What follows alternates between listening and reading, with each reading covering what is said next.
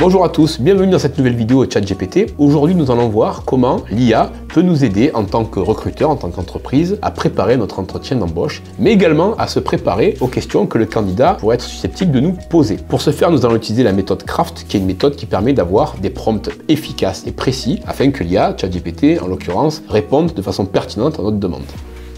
La méthode CRAFT est très simple. Vous avez 5 lettres dans le CRAFT, le C, le R, le A, le F et le T. Le C, c'est le contexte, donc on va lui donner le contexte de notre demande. Le rôle, on va demander à l'IA de se mettre dans un rôle précis. L'action, on va lui demander de faire quelque chose. La forme, on pourrait lui demander de formater les données dans certains formats de sortie, tableau, liste et compagnie. Et le ton, quelle est la tonalité, engageant, sympathique, professionnel. On va sur l'interface de ChatGPT. On va prendre le 4. 4 est plus intelligent, plus performant que ChatGPT 3.5, il est encore en bêta aujourd'hui. Au moment où je vous parle, il est payant, 20 € par mois, à peu près pour 25 requêtes toutes les 3 heures en moyenne, ça suffit de quoi l'utiliser largement. Je vais lui coller le prompt que j'ai préparé. Donc mon prompt est le suivant. Le contexte, je suis une entreprise de services du numérique. Le rôle, mets-toi dans le rôle d'un chargé de recrutement. L'action, liste-moi les compétences d'un business développeur ainsi que les missions principales attendues. Et la forme, classe les compétences dans une colonne et les missions dans l'autre. Donc je lui demande un tableau. C'est parti. Il me prépare un tableau. Donc 1, les compétences et les missions principales. Les missions principales, identifier et prospecter de nouveaux clients. La compétence, c'est excellente compétence en communication. C'est logique. Le 2, développer et entretenir les relations clients, c'est-à-dire en compétences, négociation et persuasion. Donc là, il me crée un tableau qui me permet de comprendre sur le métier du business développeur, parce que je sais que je veux un business développeur, mais je veux pouvoir travailler vraiment les compétences. On ne sait jamais, puis je peux avoir également des idées que je n'aurais pas eues, donc ChatGPT va me les donner. Donc collaborer avec les équipes, assurer le suivi, atteindre les objectifs, élaborer des présentations et des propositions commerciales, assurer une veille concurrentielle, participer aux événements salons professionnels. Classique.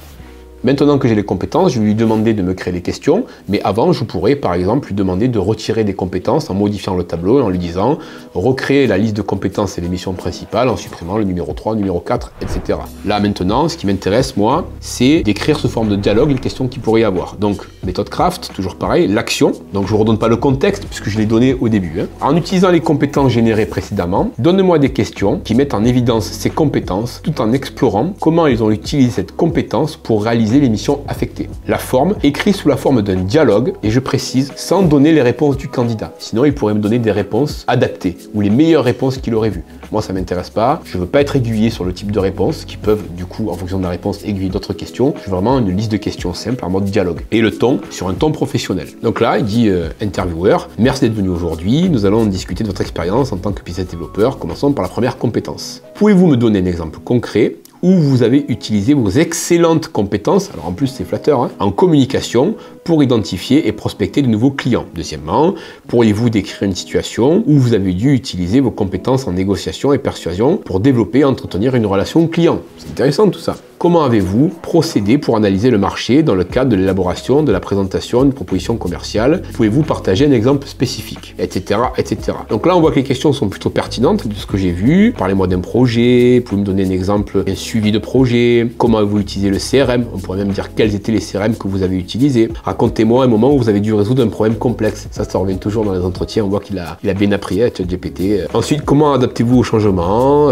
Comment avez-vous utilisé vos compétences linguistiques pour interagir? Donc là, nous avons une liste de questions pertinentes qui sont les questions principales, mais en fonction de la réponse du candidat, on pourra bien sûr aller plus loin pour creuser si les sujets sont vraiment intéressants. Mais l'entretien d'embauche ne s'arrête pas à poser des questions au candidat. Le candidat va également nous poser des questions, à nous, entreprise, et il faut parfois s'y préparer, ou en tout cas, imaginer les questions qu'on pourrait nous poser. Donc j'ai préparé un prompt, et je demande à ChatGPT, dans la méthode CRAFT, de changer son rôle. Donc le contexte reste le même, mais le rôle, cette fois, c'est « Mets-toi à la place du candidat qui postule pour le poste de business développeur au sein de mon entreprise de conception numérique. » C'est son nouveau rôle. Action, imagine des questions qu'il pourrait me poser sur le poste et l'entreprise. Et ça, c'est super intéressant. Alors j'aime bien le mot super intéressant, parce que je trouve que c'est super intéressant, donc je le dis. Le candidat. Merci de me donner l'opportunité de poser quelques questions. Il est très poli ce candidat, on va peut-être l'embaucher. Pourriez-vous me donner un aperçu des principaux projets sur lesquels je serai amené à travailler en tant que business développeur au sein de votre entreprise? Aujourd'hui, le travail ne fait pas tout. Le candidat, il a besoin de s'épanouir dans son travail, d'avoir du challenge, d'être motivé, d'être accompagné, d'avoir une équipe. Donc il pose une question qui l'intéresse vraiment. Il peut avoir 2 postes identiques dans 2 sociétés différentes, et il y aura le petit truc en plus qui fera la différence. Quelles sont les attentes en termes d'objectifs de vente pour ce poste? Y a-t-il des incitations ou des bonus liés à la performance? Bonne question. Comment votre entreprise se positionne-t-elle par rapport à ses concurrents sur le marché? C'est sûr que le candidat business developer, s'il vient vendre un produit qui est obsolète, vieux, vieillissant et trop cher, il aura du mal à le vendre, à atteindre l'objectif, il aura la pression, il va pas aimer l'entreprise, il va la quitter, vous aurez recruté des gens pour rien, vous aurez passé du temps et ce sera un échec. Alors bon là, il y a toutes les questions qui sont intéressantes, on va pas toutes les voir et on va aller un peu plus loin. On va demander à ChatGPT de nous aiguiller sur les réponses à donner, des réponses pertinentes, agréables. Donc on va changer le rôle. On va dire à ChatGPT, rôle, tu es l'entreprise qui recrute, réponds à ces questions, donc les questions du candidat, en mettant la question puis la réponse. Sinon, ChatGPT pourrait me donner 1, la réponse, 2, la réponse, 3, la réponse. Moi, je veux quand même avoir la question et la réponse. C'est plus lisible, ça m'évitera de scroller dans la page. Ton, la tonalité, professionnel mais décontracté. Entrée. Donc la question.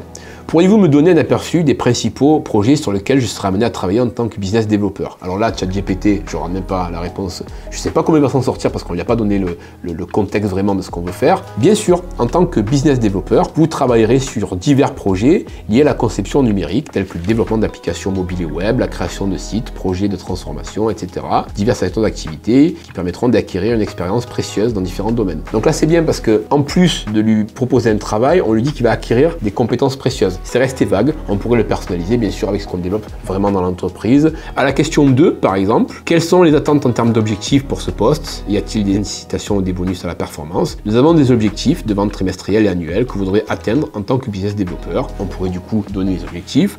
Comment l'entreprise se positionne-t-elle face aux concurrents? Ben là, une réponse, encore une fois, pertinente.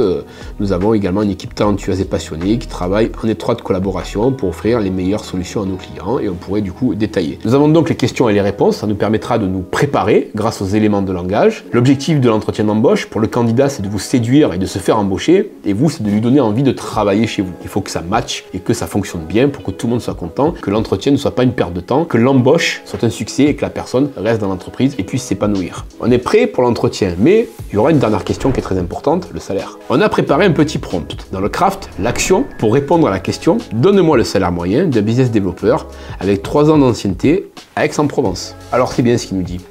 Il nous dit qu'il a été entraîné jusqu'en septembre 2021 et que ces données s'arrêtent là. Mais, du coup, en se basant sur les données qu'il a, un business développeur à Aix-en-Provence coûterait entre 40 à 45 000 euros brut par an. Veuillez noter que ce chiffre est une estimation et ne peut refléter la réalité actuelle. Il est recommandé de consulter les sources plus récentes. Donc ça nous donne quand même une information. Ça n'a pas beaucoup changé depuis, hein. C'était il y a 2 ans et c'est à peu près ça. Voilà, j'espère que cette vidéo vous a plu. Nous avons vu dans ce prompt méthode craft comment l'IA pouvait nous aider à générer les questions d'un entretien d'embauche et s'y préparer. Se préparer également aux questions que le candidat pourrait poser. J'espère que cette vidéo sera utile et je vous dis à très bientôt.